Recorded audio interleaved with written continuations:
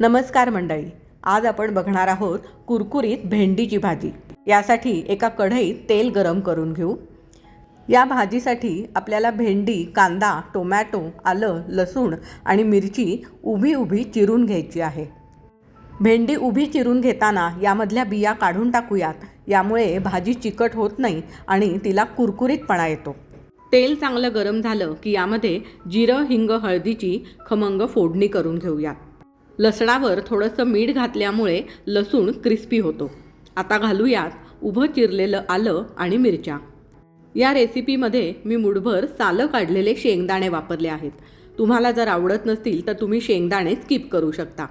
उभा चिरलेला कांदा आणि टोमॅटो घालूयात आणि मिश्रण छान परतून घेऊयात। या रेसिपीसाठी मी 1 चमचा किचन किंग मसाला वापरला आहे।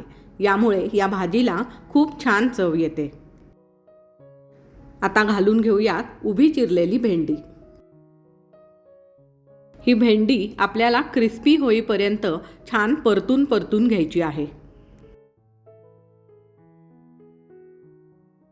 भाजी होत आली की वरून घालूयात चवीनुसार मीठ, कसुरी मेथी, थोडीशी बारीक चिरलेली कोथिंबीर आणि चवीनुसार साखर। आपली क्रिस्पी भेंडीची भाजी एकदम रेडी झाली आहे।